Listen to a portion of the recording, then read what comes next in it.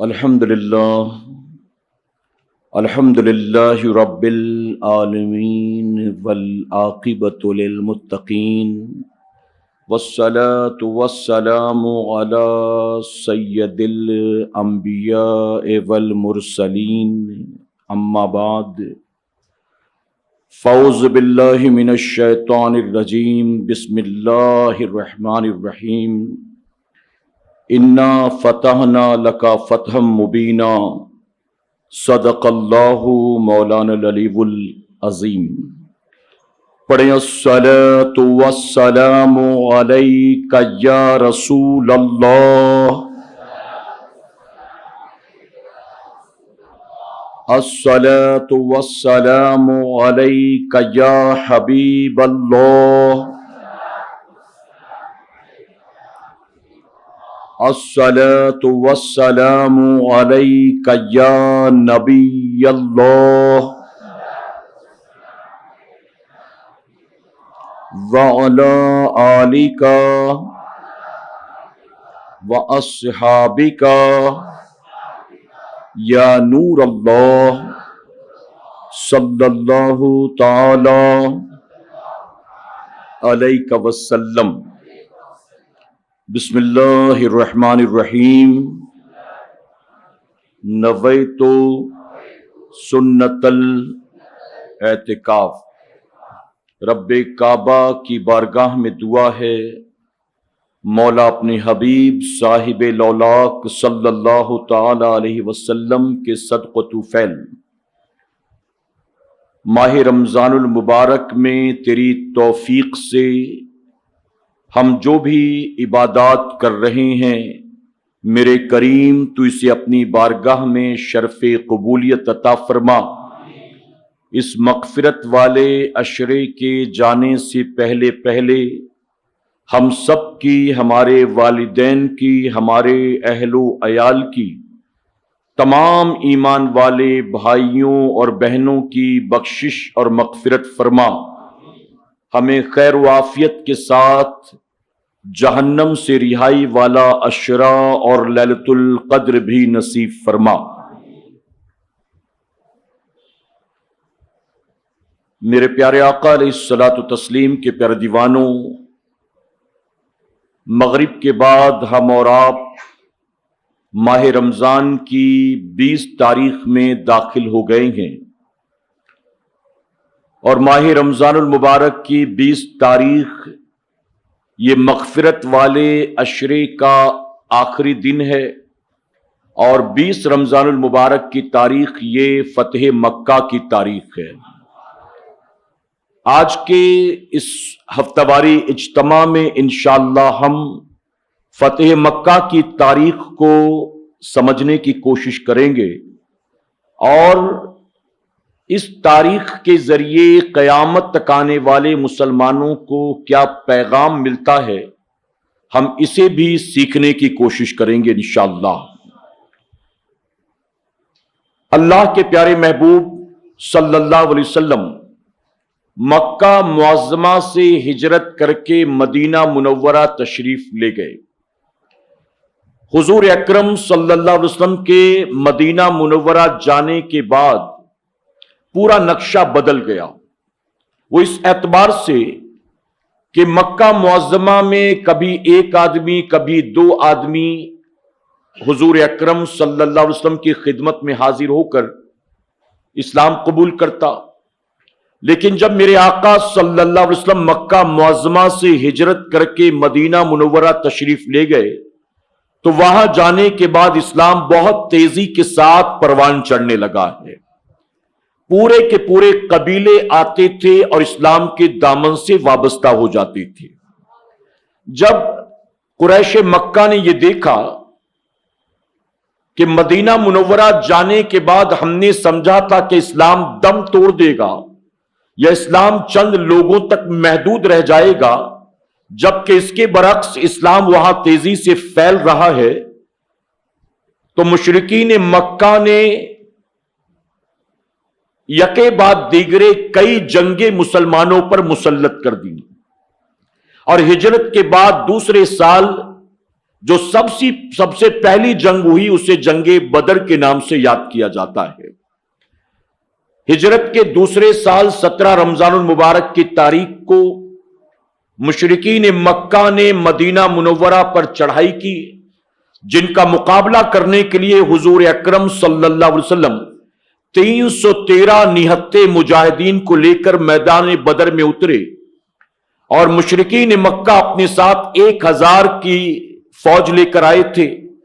اللہ رب العزت نے 313 نہتے مجاہدین کو اس 1000 کے لشکر پر کھلی ہوئی فتح عطا فرمایا ہے۔ اب مشرکین مکہ نے یکے بعد دیگرے کئی جنگیں مسلمانوں پر مسلط کر دی، یعنی جنگوں کا سلسلہ شروع ہو گیا، نہ چین سے خود بیٹھے اور نہ مسلمانوں کو چین سے بیٹھنے دیا، یہاں تک کہ ہجرت کے 6 سال، یعنی جب 6 سال ہو گئے ہجرت کے، تو حضور اکرم صلی اللہ علیہ وسلم 1400 صحابہ اکرام کو اپنے ساتھ لے کر مدینہ منورہ سے عمرہ کرنے کے ارادے سے مکہ معظمہ کی طرف روانہ ہوئے۔ یہ جو 1400 لوگوں کا قافلہ عمرہ کرنے کے ارادے سے مدینہ منورہ سے نکلا تھا، ان میں مہاجرین بھی تھے اور انصاری صحابہ بھی تھے۔ انہوں نے احرام پہن رکھا تھا اور ان کے پاس قربانی کے جانور بھی تھے۔ یہ سب کے سب جب روانہ ہوئے تو مکہ معظمہ آنے سے پہلے حضور اکرم صلی اللہ علیہ وسلم نے سیدنا عثمان غنی رضی اللہ تعالیٰ عنہ کو مکہ معظمہ بھیجا اور کہا کہ جا کر مکے والوں سے یہ کہو کہ ہم عمرہ کرنے کے ارادے سے آئے ہیں، یعنی ہمیں ایک ساتھ یوں دیکھ کر وہ یہ نہ سمجھیں کہ ہم جنگ کے ارادے سے آئے ہیں۔ ان سے کہو کہ ہمارے ساتھ کوئی ہتھیار نہیں ہے، ہم نے احرام پہن رکھا ہے اور قربانی کے جانور بھی لے کر آ رہے ہیں، تو ہمیں عمرہ کر لینے دیا جائے۔ اب سیدنا عثمان غنی کو حضور اکرم صلی اللہ علیہ وسلم نے اس وجہ سے بھیجا کہ سیدنا عثمان غنی رضی اللہ تعالیٰ عنہ نے اگرچہ کلمہ پڑھ لیا تھا، لیکن اس کے باوجود مشرکین مکہ پر آپ کے بہت سے احسانات تھے اور آپ بہت مالدار شخص تھے، اس لیے مکے والے آپ کا بہت احترام کرتے تھے۔ تو تمام لوگوں میں سیدنا عثمان غنی کو بھیجنا زیادہ بہتر تھا اور سیف تھا، تو اس لیے حضور اکرم صلی اللہ علیہ وسلم نے سیدنا عثمان غنی کو بھیجا۔ سیدنا عثمان غنی رضی اللہ تعالیٰ عنہ مکہ معظمہ پہنچے، آپ نے آنے کا ارادہ بیان کیا تو قریش مکہ نے جوش اور جذبات میں آ کر کہا کہ ہم اس سال تو محمد کو صلی اللہ علیہ وسلم عمرہ کرنے نہیں دیں گے، وہ کتنی بھی کوشش کر لیں لیکن ہرگز ہم انہیں عمرہ کرنے نہیں دیں گے۔ یعنی یہ ان کی ضد تھی، زیادتی تھی۔ البتہ عثمان غنی سے کہا کہ تم چونکہ آ ہی گئے ہو تو ہم تمہیں نہیں روکیں گے، تم جاؤ طواف کعبہ کر لو، تم صفا مروہ کی سعی کر لو، تم مقام ابراہیم پر نماز پڑھ لو، یعنی تم عمرہ کر لو۔ تو اس وقت سیدنا عثمان غنی نے جانتے ہو کیا کہا تھا؟ اگرچہ آپ مکہ معظمہ میں تھے، آپ نے احرام پہن رکھا تھا، پھر بھی قیامت تک آنے والے مسلمانوں کو عثمان غنی نے بتا دیا کہ صحیح معنوں میں نبی سے محبت سے مراد زبانی جمع خرچ نہیں ہے، بلکہ نبی سے محبت کا دعویٰ کرو تو تمہارا عمل بھی عاشقوں والا ہونا چاہیے۔ سیدنا عثمان غنی نے کہا کہ اگر تم میرے نبی کو عمرہ کرنے نہیں دو گے تو عثمان بھی ہرگز اکیلے عمرہ کرنے والا نہیں ہے۔ لوگوں نے کہا تم آ ہی گئے ہو، ہم تمہیں نہیں روکتے، تم کر لو۔ آپ نے فرمایا میں نہیں کرتا۔ تو اب ان لوگوں نے عثمان غنی کو روک لیا، جانے نہیں دیا۔ 1 دن ہو گیا، 2 دن ہو گیا، 3 دن ہو گیا، سیدنا عثمان غنی واپس نہیں پہنچے۔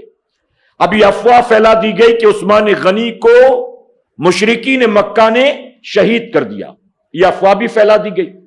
اب حضور اکرم صلی اللہ علیہ وسلم نے اسی مقام پر تمام صحابہ اکرام کی بیعت لی، جسے بیعت رضوان کہتے ہیں۔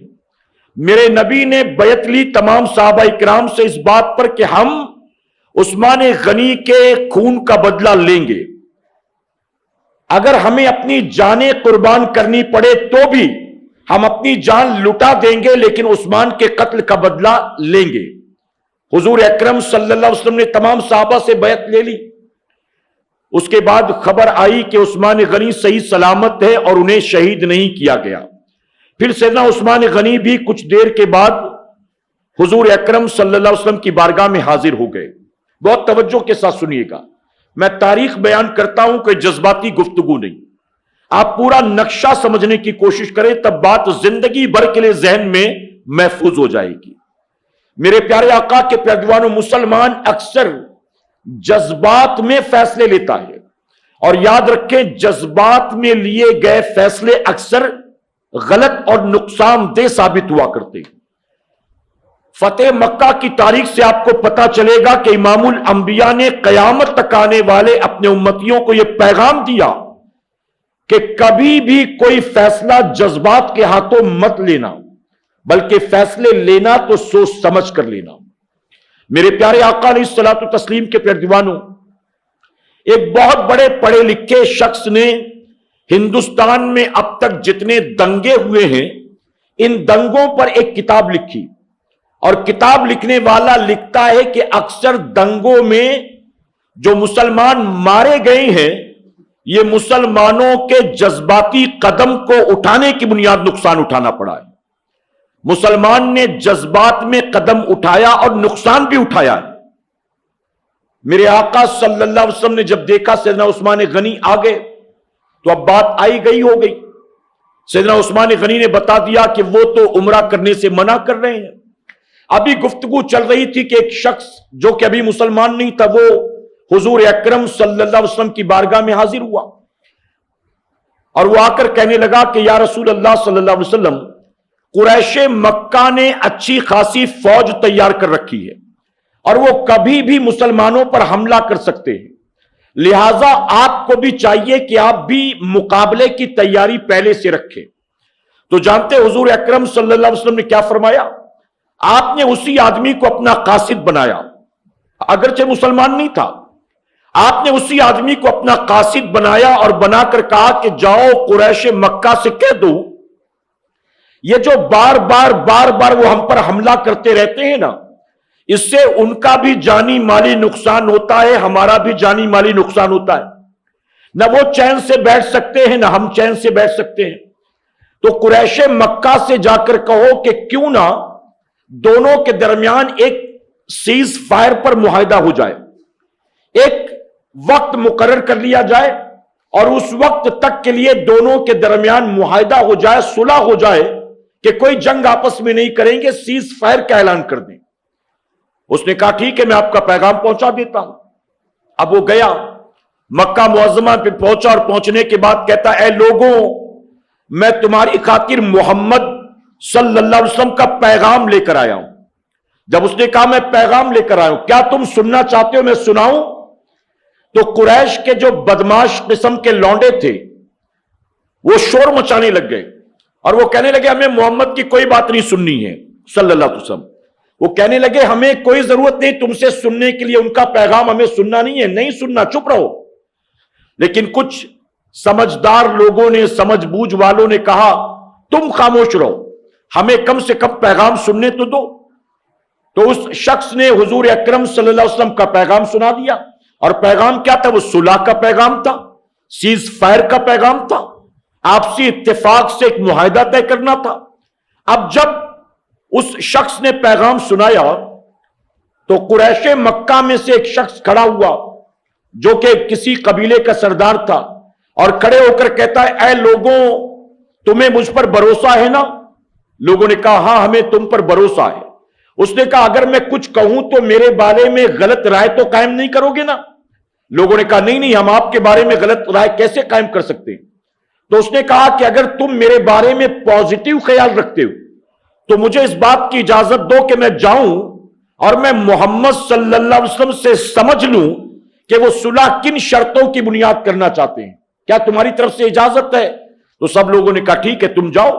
اب وہ آیا, آنے کے بعد اس نے حضور اکرم صلی اللہ علیہ وسلم سے گفتگو کرنی شروع کی کہ تمہارا میسنجر آیا تھا, تمہارا قاصد آیا تھا, اسی کا جواب دینے میں آیا ہوں. بتاؤ جو تم صلح کرنا چاہتے ہو اس کی کچھ شرطیں ہیں؟ تو میرے نبی نے فرمایا ہماری طرف سے کوئی شرط نہیں ہے, ہم صرف یہ چاہتے ہیں کہ یہ جو روز روز کا جھگڑا ہے نا ختم ہو جائے، ہمیشہ کے لیے نہ صحیح ایک طے شدہ مدت کے لیے کم سے کم آپسی لڑائی تو بند ہو جائے۔ تو اس نے جانتے ہو کیا کہا؟ اس نے کہا کہ تم نے جو صلح کی پیشکش کی ہے اس کی وجہ یہ ہے کہ تم کمزور لوگ ہو، معاذ اللہ تم کمزور لوگ ہو، تمہارے پاس سوائے اس کے کوئی آپشن نہیں ہے۔ اب جب اس کی زبان سے یہ جملہ نکلا تو صدیق اکبر سے برداشت نہ ہوا۔ صدیق اکبر نے فوراً عشق رسول کی بنیاد اس پر لعنت ملامت کرنا شروع کر دیا۔ وہ شخص کہتا ہے کہ یہ کون ہے جو مجھ پر لعنت ملامت کرتا ہے؟ لوگوں نے کہا یہ صدیق اکبر ہے، تو پہچانتا نہیں؟ تو اس نے کہا کہ ابو بکر تمہارا ایک احسان ہے مجھ پر، اس احسان کی وجہ سے میں تمہیں جواب نہیں دیتا، میں مجبور ہوں، ورنہ میں ابھی جواب دیتا تمہیں۔ بہرحال وہ چلا گیا۔ اس طرح سے دوسرا شخص آیا، تیسرا شخص آیا، پھر قریش مکہ نے 2 لوگوں کو بھیجا۔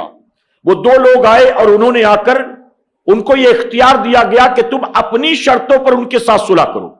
اب وہ لوگ آئے اور آ کر کہتے ہیں کہ ہم صلح کے لیے تیار ہیں لیکن ہماری کچھ شرطیں ہیں۔ اب غور سے سنیے گا، اس صلح کو نام دیا گیا صلح حدیبیہ۔ حدیبیہ کے مقام پر یہ صلح ہوئی مسلمانوں اور مشرکین مکہ کے درمیان۔ انہوں نے کہا ہماری کچھ شرطیں ہیں، کیا تمہیں منظور؟ میرے نبی نے فرمایا کہ ہماری طرف سے کوئی شرط نہیں ہے، تمہاری کوئی شرط ہو تو بتاؤ۔ انہوں نے کہا سب سے پہلی شرط یہ ہے کہ عرب کے جتنے قبیلے تمہارے انڈر میں آنا چاہیں گے وہ تمہارے انڈر میں آ جائیں، جو ہمارے انڈر میں آنا چاہیں گے ہمارے انڈر میں آ جائیں، یعنی وہ تمہارے حلیف بننا چاہے تمہارے حلیف بن جائیں، جو ہمارے بننا چاہتے ہیں ہمارے بن جائیں۔ کہا ٹھیک ہے۔ کہا ہم تمہیں اس سال عمرہ کرنے نہیں دیں گے، ابھی واپس چلے جاؤ، اگلے سال آنا تو ہم تمہیں عمرہ کرنے دیں گے۔ یہ بھی شرط تھی۔ میرے نبی نے فرمایا ٹھیک ہے، یہ بھی مجھے منظور ہے۔ اس کے بعد انہوں نے کہا اگر مکے میں کوئی شخص جو مسلمان بن چکا ہے وہ مدینے آئے گا تو اس کو واپس کر دینا، لیکن مدینے کا اگر کوئی شخص چاہے وہ مسلمان ہو چاہے مشرک ہو اگر وہ مکے جائے گا تو ہم واپس نہیں کریں گے۔ تو میرے نبی نے کہا یہ شرط بھی مجھے منظور ہے۔ آپ دیکھیں نبی نے فرمایا یہ شرط بھی مجھے منظور۔ پھر کہا اگر کوئی مسلمان بننے آئے گا تو آپ واپس کر دیں گے، لیکن اگر مدینے کا کوئی مسلمان ہمارے پاس آئے گا تو ہم اس کو واپس نہیں کریں گے۔ نبی نے فرمایا مجھے یہ شرط بھی منظور ہے۔ اچھا، وہ ایسی ایسی شرطیں رکھتے جا رہے تھے جو صحابہ اکرام برداشت نہیں کر سکتے تھے، لیکن میرے آقا خاموشی سے برداشت کر رہے تھے۔ ہاں ٹھیک ہے۔ یہاں تک کہ جب مولا کائنات صلح حدیبیہ لکھ رہے تھے تو میرے نبی نے لکھایا لکھو میں محمد الرسول اللہ۔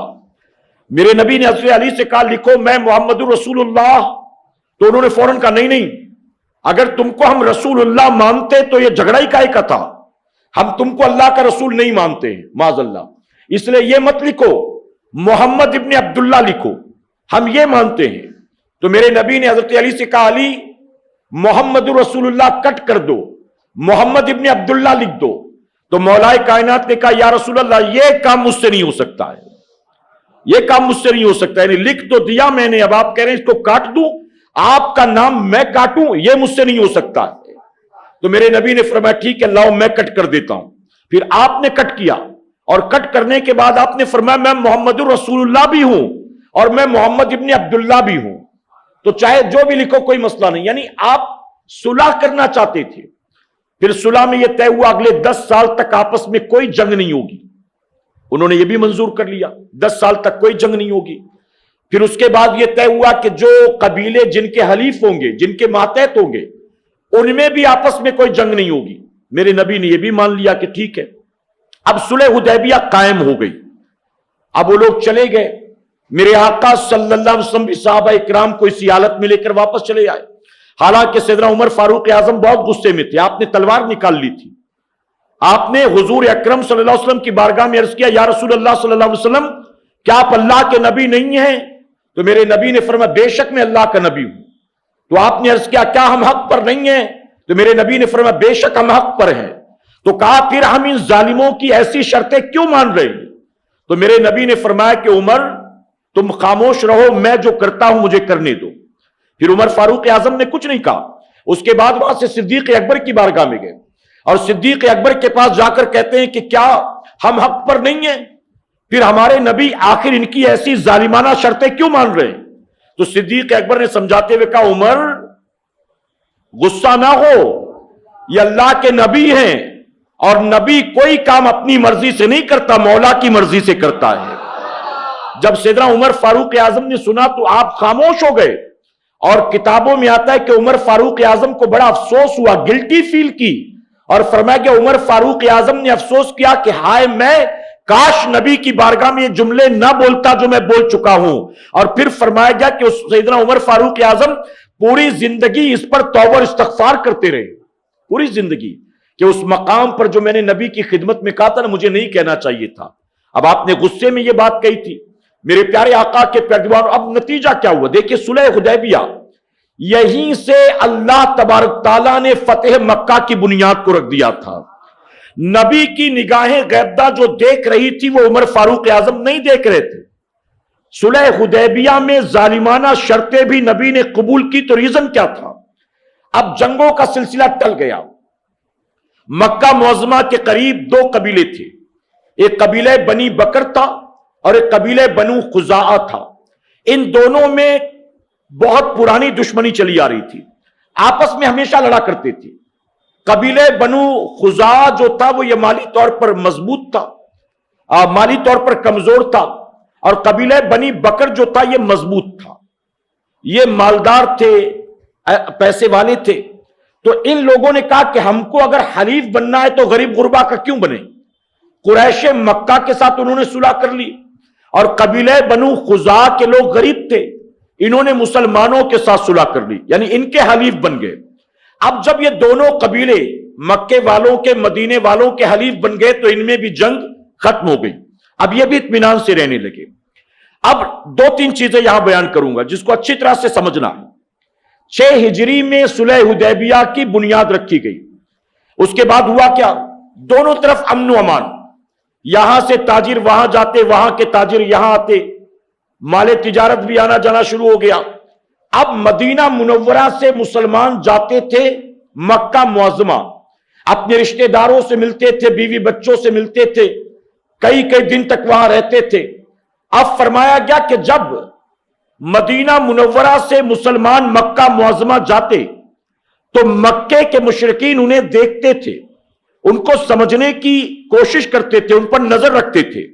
تو نتیجہ یہ ہوا کہ مسلمان جو مدینہ منورہ سے مکہ معظمہ گئے صلح حدیبیہ کے بعد، ان کے اخلاق کو دیکھ کر، کردار کو دیکھ کر، معاملات کو دیکھ کر، عبادات کو دیکھ کر، مکہ معظمہ میں بہت سے مشرکین تھے جو اندرونی طور پر مسلمان ہونے لگ گئے ہیں، یعنی مسلمانوں کو قریب سے دیکھنے کا موقع انہیں ملا، ورنہ مسلمان مدینے میں تھے، وہ مکے میں تھے، اور مکے میں جو مسلمان تھے ڈکے چھپے تھے، کیونکہ وہاں پر اکثریت مشرکین کی تھی، اگر پتہ چل جائے تو ظلم ہوتا۔ لیکن جب صلح حدیبیہ قائم ہو گیا تو کھل کر مسلمانوں کو دیکھنے سمجھنے کا موقع ملا مشرکین کو، تو وہ بھی اسلام کے دامن سے وابستہ ہوتے چلے گئے۔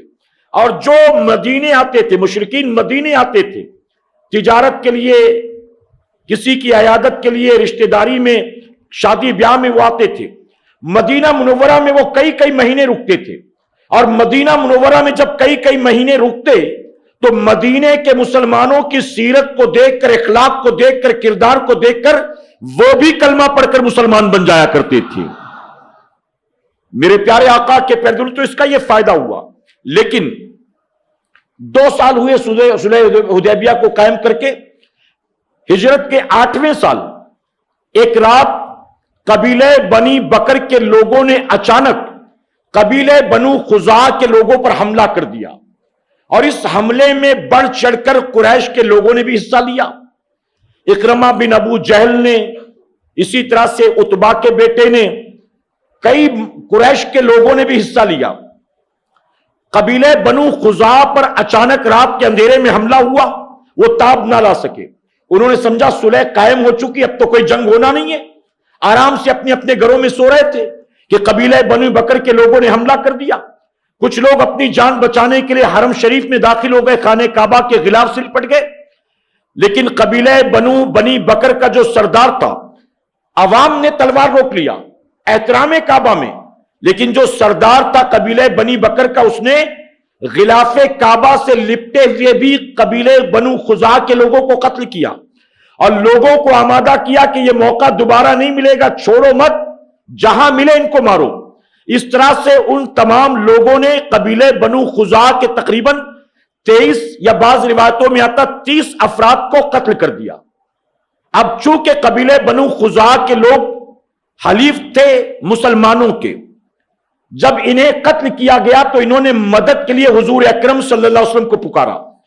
حضرت میمونہ رضی اللہ تعالیٰ عنہ فرماتی ہیں، ایک رات حضور اکرم صلی اللہ علیہ وسلم وضو فرما رہے تھے رات کے وقت، اچانک میرے نبی نے 3 مرتبہ فرمایا لبیک لبیک لبیک، یعنی میں حاضر ہوں، میں حاضر ہوں، میں حاضر ہوں۔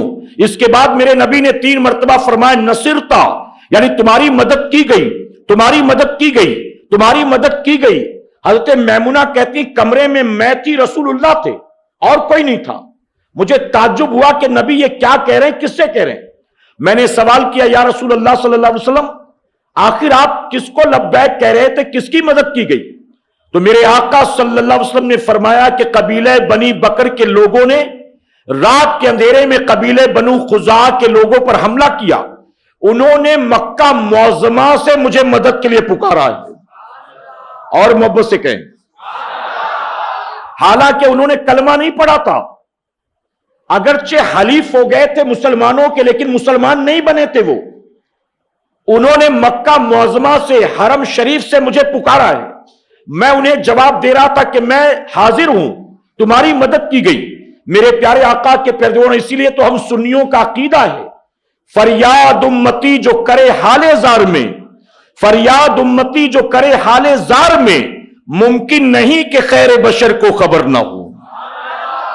حلیف تھے، مسلمان نہیں تھے، رات کے اندھیرے میں قتل کیا جا رہا تھا، نبی کو انہوں نے پکارا تو رسول اللہ نے ان سے کہا تمہاری مدد کی گئی۔ تو بے شک اگر دنیا کے کسی کونے میں رہنے والا میرے نبی کا امتی نبی کو آواز دے گا تو آج بھی نبی اس کی یقیناً فریاد کو سنتے بھی ہیں اور مدد بھی فرماتے ہیں۔ لیکن شرط کیا جانتے ہو؟ شرط یہ ہے واللہ وہ سن لیں گے، فریاد کو پہنچیں گے، واللہ وہ سن لیں گے، فریاد کو پہنچیں گے، بس اتنا تو ہو کوئی جو یاد کرے دل سے۔ تم دل سے پکارو تو صحیح، دل سے پکارو تو صحیح۔ آج اگر مدد نہیں آتی ہے تو وجہ کیا ہے؟ مدد نہ آنے کی وجہ یہ ہے کہ آج دل سے پکارنے والا کون ہے؟ آج ہم تو دعائیں بھی فلسطین و غازہ کے لیے رسمی طور پر کرتے، زبانی طور پر کرتے، دل سے کون دعا کرتا ہے؟ میرے پیارے آقا کے پیروکاروں، اللہ کے گھر میں موجود ہوں، ذمہ داری کے ساتھ کہوں گا، اگر دل سے دعا نکلے نا تو دل سے جو بات نکلتی ہے اثر رکھتی ہے، پر نہیں طاقت پرواز مگر رکھتی ہے۔ تم دل سے پکارو تو صحیح، اللہ کی مدد آج بھی آئے گی، رسول اللہ آج بھی کرم فرمائیں گے۔ پھر حضرت میمونہ فرماتی 3 دن کے بعد فجر کے وقت قبیلہ بنو خزاع کا سردار اپنے ساتھ 40 افراد کو لے کر آیا۔ میرے آقا مسجد نبوی شریف میں تھے، باہر سے انہوں نے مدد کے لیے گہار لگائی، انہوں نے چند دکھ بھرے اشعار پڑھے، میرے آقا باہر نکل کر آئے، ان کی فریاد سنی، اور سننے کے بعد میرے آقا صلی اللہ علیہ وسلم نے فرمایا میں تمہاری مدد کے لیے تیار ہوں، مطمئن ہو جاؤ تمہاری مدد کی جائے گی۔ اب قبیلہ بنو خزاع کے لوگ اطمینان کے ساتھ واپس چلے گئے۔ اب میرے آقا نے مدینہ منورہ میں اعلان کر دیا جنگ کی تیاری شروع کرو۔ اب جنگ کی تیاری شروع ہو گئی، لوگ اپنے اپنے اسلحے نکالنے لگے۔ 2 سال سے پڑا تھا نا، جنگ کے ہتھیار میں بھی زنگ لگ چکا تھا، چونکہ استعمال نہیں ہوا تو اب لوگوں نے تیاری شروع کر دی۔ لیکن میرے آقا نے یہ تیاری خفیہ طور پر کی، کہاں جانا ہے کہاں کا ارادہ کسی کو نہیں بتایا، نہ صدیق اکبر کو نہ عائشہ صدیقہ کو۔ عائشہ صدیقہ رضی اللہ عنہا کی بارگاہ میں خدمت میں سیدنا صدیق اکبر آتے اور آ کر کہتے بیٹی عائشہ تجھے تو پتا ہوگا کہ کہاں جانے کا ارادہ ہے؟ تو عائشہ صدیقہ کہتی ہیں کہ رسول اللہ صلی اللہ علیہ وسلم نے مجھ سے کہا میرے ہتھیاروں کو درست کر دو، جنگ کے لیے جانا ہے، لیکن ارادہ کہاں کا ہے نبی نے مجھے بھی نہیں بتایا، خفیہ طور پر تیاری چل رہی تھی۔ اب ایک صحابی تھے جو بدری صحابی تھے، जिनका नाम हातिब था, हातिब इब्ने बल्ता। इन्होंने भाप लिया कि हो सकता है कि मक्का मुअज़्ज़मा पर चढ़ाई करने का इरादा हो। तो इन्होंने क्या किया, हातिब इब्ने बल्ता ने, इन्होंने एक चिट्ठी खुफिया तौर पर मक्का वालों के लिए लिखी कि अनकरीब मुसलमानों की फौज मक्के पर चढ़ाई करने वाली है, तुम भी अलर्ट हो जाओ, तैयारी कर लो। और एक औरत को दिया खुफिया तौर पर और रवाना किया। वो औरत चिट्ठी को लेकर मक्का मुअज़्ज़मा की तरफ तेजी के साथ रवाना हो गई। अभी वो रास्ते में थी कि अल्लाह तबारक तआला ने गैबदान नबी को बता दिया कि इस तरह से मदीना मुनव्वरा से खुफिया तौर पर यह खबर मक्के पहुंचने वाली है। मेरे नबी ने हज़रत अली को बुलाया, हज़रत जुबैर को बुलाया और बुलाने के बाद कहा कि तेजी के साथ जाओ, मकामे खास पर तुम्हें एक औरत मिलेगी, उस औरत के पास एक चिट्ठी है, वो चिट्ठी लेकर वापस आओ। अब इन तीन हजरात ने अपने घोड़े को एड़े लगाया, तेजी के साथ रवाना हुए मक्का मुअज़्ज़मा की तरफ। मेरे नबी ने जो जगह बताई थी ना, उसी मकाम पर वो औरत उनके हाथ लग गई। मौलाए कायनात आगे बढ़कर कहा, अल्लाह चिट्ठी हमारे हवाले कर। वो अनजान बनते हुए कहती, कौन सी चिट्ठी? आप किस चिट्ठी की बात कर रहे हैं? आपने फरमाया तू मक्का मुअज़्ज़मा जाती है ना चिट्ठी पहुंचाने के लिए। उसने कहा नहीं, मैं तो अपने जाती काम से जा रही हूं, किस चिट्ठी की बात कर रहे हो? तो सैयदना मौलाए कायनात मौला अली करमल्लाहु वजहुल करीम को जलाल आ गया। आप फरमाते हमारे नबी ने हमें तेरे पास भेजा है, तेरे पास एक खत है, खत को हमारे हवाले कर दे। उसने कहा मेरे पास कोई खत नहीं। मेरे मौलाए कायनात फरमाते हैं सूरज अपना रास्ता बदल सकता है, आसमान के सितारे चमकना छोड़ सकते हैं, मेरे नबी का फरमान गलत नहीं हो सकता है।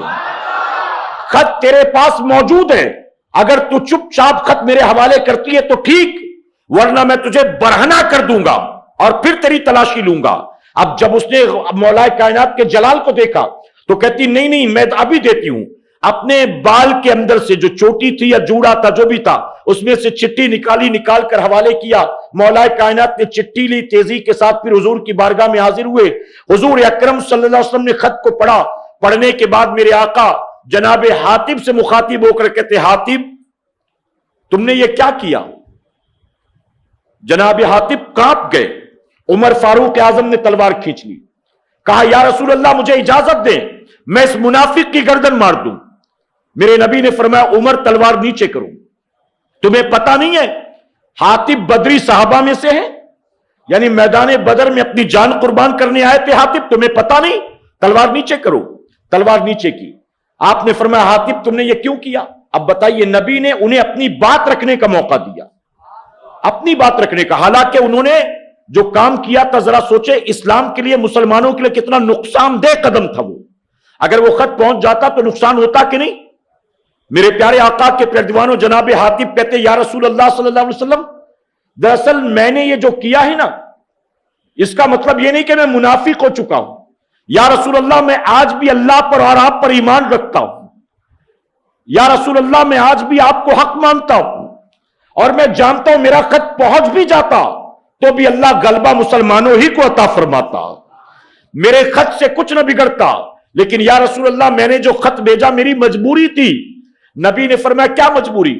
अर्ज करते ये जितने मेरे मुहाजिरीन हैं ना भाई, इन सब का कोई ना कोई रिश्तेदार वहां मौजूद है जो इनके बाद इनके घर की कफालत कर रहा है, इनके बीवी बच्चों की हिफाजत कर रहा है। लेकिन जब मैं हिजरत करके मदीने आया ना, तो मेरे पीछे मेरे बीवी बच्चे रह गए, उनकी कफालत करने वाला, हिफाजत करने वाला कोई नहीं बचा।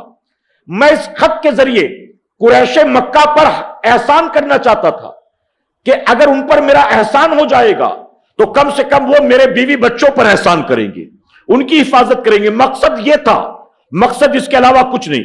मेरे नबी फरमाते जाओ हमने तुम्हें माफ कर दिया, माफ कर दिया।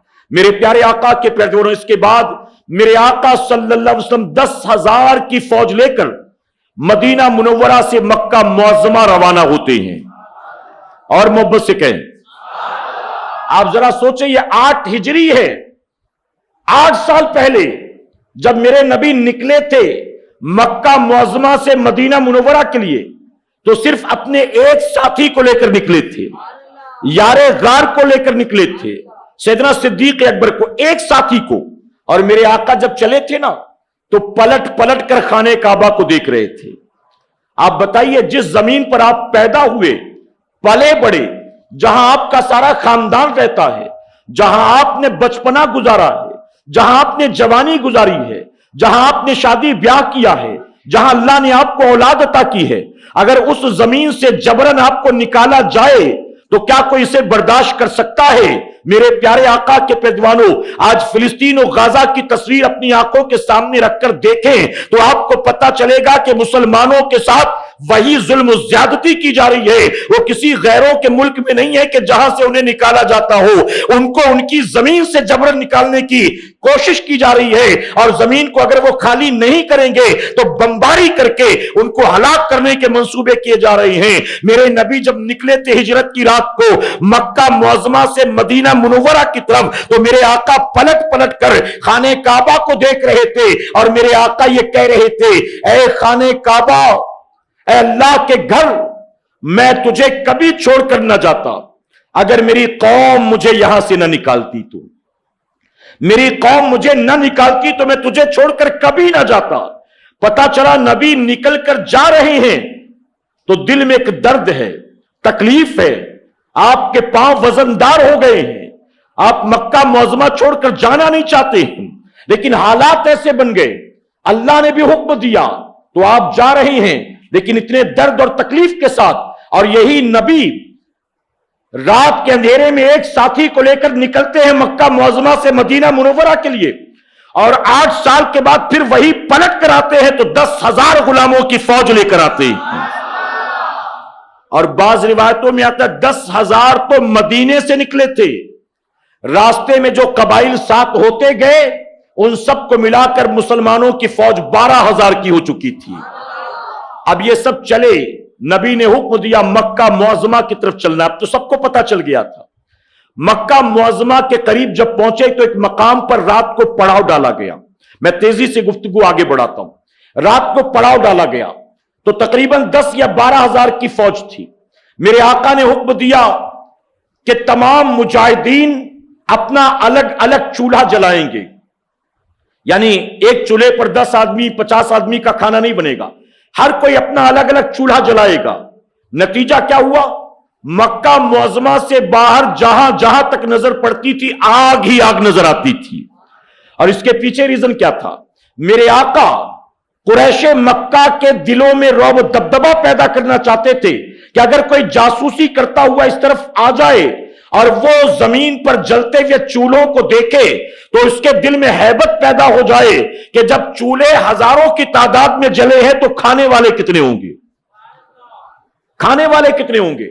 अब मेरे प्यारे आका के पैजवानों, रात को खाना बन रहा था, हुजूर अकरम सल्लल्लाहु अलैहि वसल्लम अपने खेमे में आराम फरमाते। हुजूर के चचा हजरत अब्बास रदियल्लाहु अन्हु जो कि मुसलमान बन चुके थे, आप हुजूर ही के सफेद रंग के खच्चर पर सवार हुए और आपने सोचा कि रात का वक्त है, मैं मक्के चले जाता हूं और मक्का मुअज़्ज़मा में जाकर लोगों को आगाह कर देता हूं कि लोगों तैयार हो जाओ, अभी भी मोहलत है, सुबह जब होगी फौज दाखिल होगी तो खत्म कर दिए जाओगे, अब मुकाबला करने की ताकत नहीं तुम में, अभी भी रात है, गनीमत है, आ जाओ, तौबा कर लो, माफी मांग लो, कलमा पढ़ लो, बच जाओगे।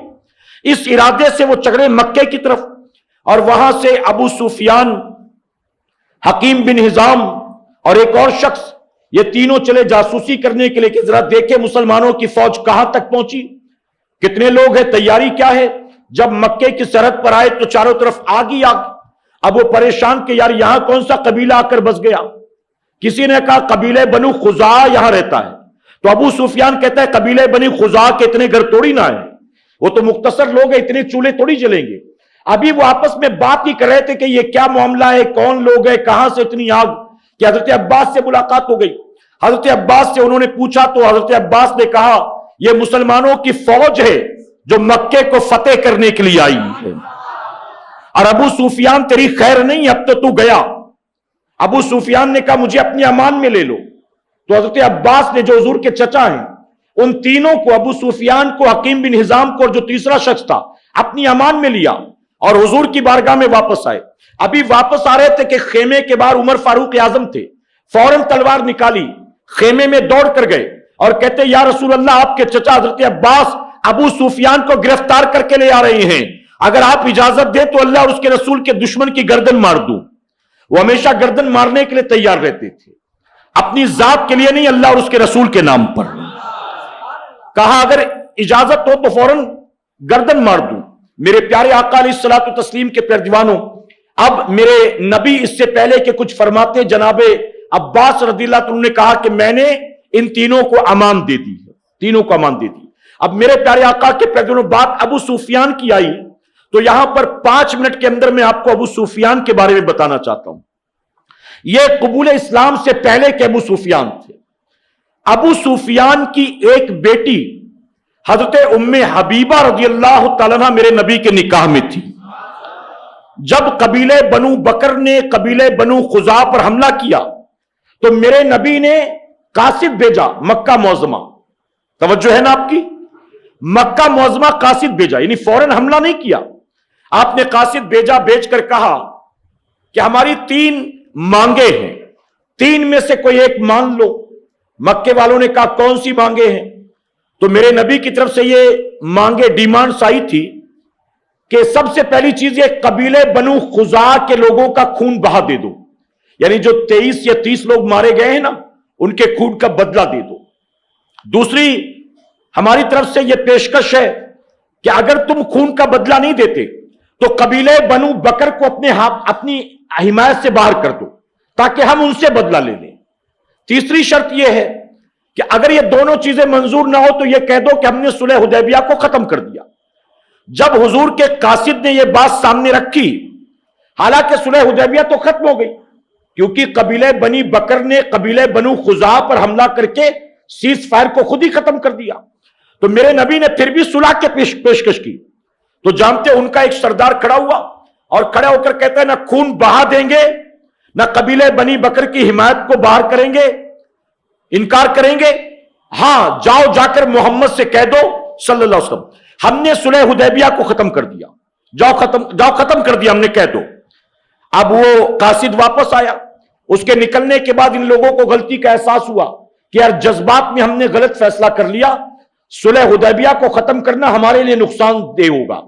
تو انہوں نے ابو سفیان کو تیار کیا کہ ابو سفیان تمہاری ایک بیٹی بھی نبی کے نکاح میں ہے اور تمہارے لوگوں سے اچھے تعلقات بھی ہے، جاؤ ہو سکتا ہے کہ کوئی راستہ ہموار ہو، تم جا کر صلح حدیبیہ کو پھر سے قائم کر دو، کہہ دو کہ جو ہونا تھا ہو گیا، صلح حدیبیہ پھر سے قائم ہو جائے۔ پریشرائز کیا لوگوں نے۔ تو ابو سفیان مکہ معظمہ سے مدینہ منورہ آئے تو سب سے پہلے اپنی بیٹی کے گھر گئے، حضرت ام حبیبہ کے مکان پر۔ جب گئے ابھی بستر پر بیٹھنا چاہتے تھے، بستر بچھا تھا، بیٹھنا چاہتے تھے، بڑی مشہور حدیث مبارکہ ہے، حضرت ام حبیبہ رضی اللہ تعالیٰ نے بستر کو ہٹا دیا وہاں سے اور زمین خالی کر دی، چارپائی تھی یا زمین تھی یا تختہ تھا جو بھی تھا، مہمان آئے تو بستر بچھایا جاتا ہے، چادر بچھائی جاتی ہے، آلریڈی بچھی ہوئی تھی اس کو ہٹا دیا۔ ابو سفیان کو بڑا تعجب ہوا کہ طریقہ تو یہ ہے کہ بچھانا چاہیے، یہاں تو بچھا تھا، ہٹا دیا میری بیٹی نے۔ کہا بیٹی تو نے بستر کیوں ہٹا دیا؟ یہ بستر میرے لائق نہیں ہے یا میں اس بستر کے لائق نہیں۔ تو ام حبیبہ نے قیامت تک آنے والے مومنوں کو پیغام دیا کہ نبی سے محبت کرنے والے کی سوچ اور فکر کیا ہوتی ہے۔ آپ نے کہا یہ اللہ کے حبیب کا پاکیزہ بستر ہے، اس پر اللہ کے محبوب آرام کرتے ہیں، اور تو مشرک ہے، تو ناپاک ہے، تو رسول پاک کے پاک بستر پر بیٹھے میری غیرت گوارا نہیں کرتی، اس لیے میں نے بستر کو ہٹا دیا کہ تو اس بستر کے لائق نہیں ہے۔ اب اپنی بیٹی سے یہ توقع تو نہیں کی جا سکتی نا۔ ابو سفیان کو بہت تکلیف ہوئی، وہیں ویسے نکل گیا، پانی وانی بھی نہیں پیا ناراض ہو کر۔ اب ام حبیبہ نے قیامت تک آنے والے مسلمانوں کو جو پیغام دیا، الحمدللہ 1450 سال کے بعد اہل سنت والجماعت کے لوگ آج بھی اسی پر قائم ہیں، جس کو میرے پیر و مرشد نے اپنے انداز میں یوں کہا، نبی سے جو ہو بیگانہ اسے دل سے جدا کر دے، نبی سے جو ہو بیگانہ اسے دل سے جدا کر دے، پدر مادر برادر مال و جاں ان پر فدا کر دے۔ باپ سامنے تھا، باپ کو نہیں دیکھا، مکے سے آیا ہے یہ بھی نہیں دیکھا، سفر کا تھکا ماندہ ہے، اپنے قبیلے کا معزز سردار ہے، کچھ بھی نہیں، جو رسول اللہ کا دشمن ہے وہ ہمارا کچھ بھی نہیں ہو سکتا ہے۔ اور یہی اہل سنت والجماعت کا آج بھی موقف ہے کہ الحمدللہ میرے پیارے آقا کے پیارے دیوانوں. اب ابو سفیان وہاں سے مسجد نبوی شریف میں گیا, عرض کرتا ہے میں صلح حدیبیہ قائم کرنے آیا ہوں. نبی نے کوئی جواب نہ دیا. صدیق اکبر کے پاس گیا, انہوں نے کہا جب رسول اللہ نے کچھ نہیں کہا تو میں کیا بولوں. عمر فاروق اعظم سے کہا, وہ بھی خاموش رہے. مولا کائنات کی بارگاہ میں آ کر کہتا ہے حضور تو تم سے بہت محبت کرتے, تم سفارش کر دو.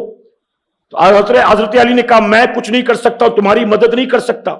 اب وہ خاتون جنت سے کہتا ہے کہ فاطمہ, تاریخ میں آتا ہے کہ امام حسن موجود تھے, 5 سال کی عمر تھی تقریباً. کہتا ہے فاطمہ تم تو نبی کی بیٹی ہو اور نبی کو اپنے نواسوں سے بہت پیار ہے. اگر یہ تمہارا 5 سال کا بیٹا حسن یہ جا کر کہہ دے رسول اللہ کو کہ میں نے صلح حدیبیہ پھر سے قائم کر دی, تو عرب والے تمہارے بیٹے کو اپنا سردار بنا لیں گے, یعنی یہ مقام مل جائے گا اگر یہ صلح حدیبیہ قائم کر دے. تو خاتون جنت نے جواب دیا بڑوں کے معاملات میں بچے دخل اندازی نہیں دیتے ہیں, یہ معاملہ بڑے بڑوں کا, بچہ کیا بولے گا. آخرکار اس نے کہا علی کچھ تو مدد کرو, چلو تم صلح حدیبیہ قائم نہیں کر سکتے کچھ مشورہ تو دو. تو حضرت علی نے کہا کہ ایک کام کرو, تم جا کر اعلان کر دو کہ میں نے صلح حدیبیہ قائم کر دی, میں نے اس کو پھر سے قائم کر دیا. تو کہا اس سے کیا فائدہ. کہا ویسے بھی تو تم خالی ہاتھ جا رہے ہو نا, تو کم سے کم اپنی تسلی کے لیے یہ اعلان کر کے چلے جاؤ, شاید تمہیں کوئی فائدہ ہو, حالانکہ کچھ ہوگا نہیں. حضرت علی نے کہہ دیا. اب وہ مسجد نبوی شریف میں جا کر اعلان کیا, اعلان کر کے کسی نے کوئی جواب نہ دیا, واپس گیا. مکے والوں کو پتا چلا تو مکے والے بھی تیاری میں لگ گئے کہ اب تو جنگ ہو کر رہے گی. بہرحال ابو سفیان کو جناب عباس لے کر آئے, امام دے دی. نبی نے قتل کرنے سے منع کر دیا. وہ جو 2 لوگ ساتھ آئے تھے انہوں نے فوراً کلمہ پڑھا اور اسلام قبول کر لیا ہے, کسی پریشر میں نہیں. مسلمانوں کے رعب و دبدبے کو دیکھ کر دونوں اسی وقت مسلمان ہو گئے. لیکن فرمایا گیا, بخاری شریف میں ہے کہ ابو سفیان نے بھی اسی وقت کلمہ پڑھ لیا. لیکن بعض روایتوں میں آتا ہے کہ ابو سفیان نے رات بھر میرے نبی سے بات چیت کی, بحث کی, گفتگو کی. میرے نبی نے فرمایا کیا بتاؤ اللہ کے سوا کوئی اور معبود ہے. ابو سفیان کہتے ہیں اللہ کے سوا کوئی اور ہوتا تو ہماری مدد کرتا نا, اللہ کے سوا کوئی اور ہوتا تو ہماری بھی مدد کرتا, کوئی نہیں کر رہا, اس کا مطلب کہ اللہ کے سوا کوئی نہیں. تو میرے نبی نے فرمایا اچھا تم مجھے اللہ کا رسول تو مانتے ہو. کہتا ہے اللہ کو مانتا ہوں, تمہیں رسول ابھی بھی نہیں مانتا ہوں. معاذ اللہ. رات بھر بحث کی اور فجر ہوتے ہوتے اس نے بھی کلمہ پڑھ کر اسلام قبول کر لیا. محبت سے کہیں. اب یاد رکھیں کہ جس نے کل تک کلمہ نہیں پڑھا تھا اس نے چاہے جو کچھ کیا ہو زمانے جاہلیت میں یا حالت کفر میں, قبول اسلام کے بعد پھر اس کو اس کی وجہ سے برا بھلا نہیں کہا جائے گا. یہ اہل سنت والجماعت کا موقف ہے. آپ دیکھیں ایک آدمی 70 سال کا ہو, 80 سال کا ہو, زندگی بھر شرک کرے, کفر کرے, لیکن موت سے پہلے توبہ کر کے کلمہ پڑھ لے, اللہ اس کے پچھلے سارے کفر شرک کو گناہ کو معاف فرماتا ہے کہ نہیں جی. تو ابو سفیان نے حالت کفر میں, یہ زمانے جاہلیت میں مسلمانوں کے خلاف, پیغمبر اسلام کے خلاف جو کچھ بھی کیا, اب اس کا تذکرہ نہیں کیا جائے گا ان کے قبول اسلام کے بعد. ہاں تاریخ بیان کی جاتی ہے تو تاریخ کی روشنی میں واقعات بیان کیے جاتے, لیکن اب اس کی وجہ سے انہیں برا بھلا نہیں کہا جائے گا. اس کو یاد رکھیں آپ. میرے پیارے آقا کے پیغمبر جب صبح ہوئی, فوج روانہ ہونے لگی مکہ معظمہ کی طرف, میرے نبی نے کوچ کا اعلان کیا. تو سب سے پہلے میرے آقا نے کہا ابو سفیان کو اونچی جگہ پر کھڑا کر دو تاکہ ابو سفیان اپنی آنکھوں سے دیکھ سکے مسلمان کے رعب و دبدبے کو. ابو سفیان اونچی جگہ پر کھڑے کر دیے گئے. اب میرے نبی نے صحابہ سے, فوج سے مخاطب ہو کر کہا, کیا کہا, ہم جب مکے میں داخل ہو سب کی نگاہیں نیچی ہونی چاہیے. کہ محبت سے سب کی نگاہیں نیچی ہونی چاہیے. جو ہتھیار ڈال دے اس پر ہتھیار نہ چلانا, جو گھر کا دروازہ بند کر لے اسے قتل مت کرنا, جو خانہ کعبہ میں خانہ کعبہ کے آس پاس چلا جائے اس کو قتل مت کرنا. اس کو مارنا, اس کو مارنا, اس کو مارنا نہیں کہہ رہے نبی, بلکہ نبی فرما رہے ہیں جو گھر کا دروازہ بند کرے قتل مت کرنا. آپ سوچیں گھر کا دروازہ بند ہو جائے, فاتح مکہ کہتے انہیں قتل مت کرنا. آج کے دور میں تو ریفیوجی کیمپ پر بھی ظالم بمباری کرتے ہیں, اسپتالوں پر بمباری کرتے ہیں. آپ ذرا سوچیں کہاں اسلام, کہاں پیغمبر اسلام کی تعلیمات, اور کہاں دنیا کے یہود و نصارہ اور مشرکین. میرے پیارے آقا کے پیارے دیوانوں, जनाब अब्बास ने कहा अबू सुफियान बहुत घमंडी आदमी है, फक्र इसको बहुत पसंद है, आप इसको भी कोई एजाज दे दें, इसके बारे में भी कुछ ऐलान कर दें। तो नबी ने कहा जो अबू सुफियान के घर में दाखिल हो जाएगा उसको भी पनाह दे दी जाएगी, उसको भी। अबू सुफियान ने सुना तो बड़े खुश हुए, अब ऊंची जगह पर खड़े हो गए, फरमाया गया मुसलमानों की फौज अब मक्का मुअज़्ज़मा में दाखिल हो रही है, मेरे नबी भी फातेह की हैसियत से अपनी ऊंटनी पर सवार हैं। तवज्जो से सुनिएगा, मेरे प्यारे आका के प्यारे दिलों 20 रमजानुल मुबारक की तारीख है, मेरे आका ने अपने सर पर स्याह रंग का मामा शरीफ बांध रखा है, काले रंग का, अपनी ऊंटनी पर सवार है, और आपने अपनी गर्दन को इतना झुका रखा है, इतना झुका रखा है कि बार बार ऊंटनी की कोहान या जिस पर बैठे थे वो पलान आपके सर पर लगता था, लेकिन मेरे नबी ने गर्दन को झुका रखा है। अब साहबा इकराम दाखिल होते हैं, मेरे प्यारे आका के प्यारे दीवानों, एक कबीले के सरदार जिनका नाम हज़रत साद है, उन्होंने जब अबू सुफियान को देखा तो देखकर कहा अल यौम यौमल मलहमा, यानी आज कत्ल गारत गिरी का दिन है, आज खून रेजी का दिन है, अल यौम यौमल मलहमा। अबू सुफियान ने सुना तो कांप गए, जनाब अब्बास से कहते सुना तुमने साद ने क्या कहा? अबू सुफियान जनाब अब्बास ने कहा चलो हुजूर की बारगाह में चलो, उनको लेकर हुजूर की बारगाह में गए और कहा हज़रत साद ने यह ऐलान किया कि आज कत्ल गारत गिरी का दिन है, ऐ कुरैश के लोगों आज तुम्हारा खून बहाया जाएगा, आज तो हरम में भी तुम दाखिल हो गए तो कत्ल किया जाएगा। मेरे नबी ने कहा साद ने गलत कहा, उन्हें ऐसा नहीं कहना चाहिए था, आपने कहा अल यौम यौमल मरहमा, कत्ल गारत गिरी का नहीं, आज तो रहम का दिन है। उन्होंने कहा था अल यौम यौमल मलहमा, नबी ने फरमाया अल यौम यौमल मरहमा, आज तो रहम का दिन है, आज तो कत्ल गारत गिरी का दिन नहीं है, बल्कि आज तो माफी तलाफी का दिन है। इसके बाद मेरे नबी ने कहा साद के हाथ से झंडा लो और उनके बेटे कैस बिन साद के हाथ में झंडा दे दो, क्योंकि उन्होंने गलत बात कही। उसके बाद ये फौज दाखिल हुई मक्का मुअज़्ज़मा में। अब वक्त खत्म होने आया, मुख्तसरन अर्ज करूंगा। मेरे आका सबसे पहले गए अपनी चचेरी बहन उम्मे हानी के घर में, कहें सुभान अल्लाह। या नाम सुना है कि नहीं सुना आपने? ये जनाब अबू तालिब की बेटी हैं, मौलाए कायनात की बहन है, और यही उम्मे हानी है कि जिनके घर से मेरे आका मिराज की रात आसमानों के सफर पर रवाना हुए थे। अपनी बहन उम्मे हानी के घर गए, मेरे नबी ने वजू किया, चाश्त का वक्त था, 8 रकात चाश्त की नमाज मुख्तसरन अदा की। उसके बाद मेरे आका बैठ गए और कहा उम्मे हानी घर में कुछ खाने को है, घर में कुछ खाने को है? उम्मे हानी कहती मैंने यह सवाल सुना तो कांप गई, क्योंकि मेरे घर में सूखी रोटियों के सिवा कुछ भी नहीं था। फातेह मक्का को मैं देती तो क्या देती? कहती फिर मुझसे रहा न गया, वो सूखी रोटियां लाकर मैंने नबी के सामने रख दी और एक प्याला पानी का रख दिया। मेरे आका सूखी रोटियों को पानी में डुबाकर नरम करते थे और उसे तनाउल फरमा रहे थे।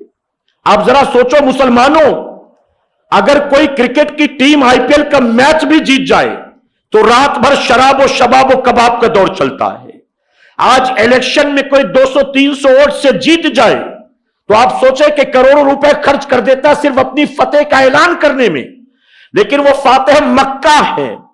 तारीख इंसानी में ऐसा फातेह आप दिखा ही नहीं सकते हो कि 8 साल की मुख्तसर मुद्दत में जिसने 12,000 की फौज को तैयार किया, मक्के को फतेह किया, और फतेह मक्का के दिन कोई सेलिब्रेशन नहीं है, कोई पार्टी नहीं है, कोई मुर्ग मुसल्लम नहीं है। मेरे प्यारे आका के प्यारे दीवानों, आज तो हमारे और आपके जैसा गरीब से गरीब मुसलमान भी दस्तरख्वान पर जब सेहरी और इफ्तार के लिए बैठता है, अल्लाह उस गरीब मुसलमान को भी न जाने कितनी नेमतें अता करता है, लेकिन अपने हबीब को फतेह मक्का के दिन अल्लाह तबारक ताला ने सूखी रोटियां खिलाया है।